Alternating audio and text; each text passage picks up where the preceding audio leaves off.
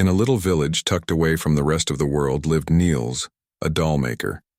His home is up on a hill, completely isolated from everyone else. He creates dolls for those who have lost their friends and loved ones, an empty husk without a soul. There is a rumor that Niels once brought his wife to be back to life. Since he had dabbled in black magic, he broke the rules that were once taught to him by his master. When Niels brought her back to life, she was no longer herself. She had harmed many people, and thus, he had to end her life a second time. Not wanting his apprentice to make the same mistake, he hid away the patchwork book in the drawer of his home. When Niels's apprentice took over for him since he was now retired, Niels warned Otto never to touch the patchwork book tucked away in his home's locked drawer. Since that book held dark magic, Niels once used it selfishly.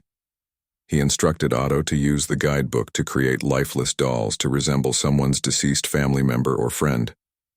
It's nothing but bad luck, Niels warned his apprentice. And it will bring nothing but tragedy, he added, settling down to rest. Otto heeded his warning, only making dolls within reason and never bringing a person back to life.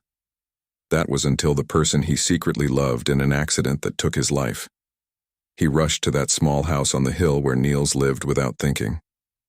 Otto opened the locked drawer which he was told not to take, an old patchwork book.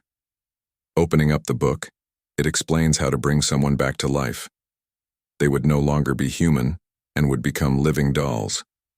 There would be grave consequences associated with their reincarnation.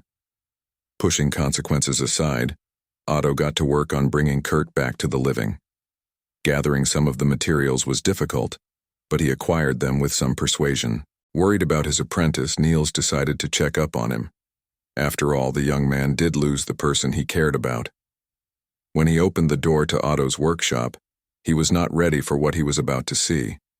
The scene before him was just like himself those years ago.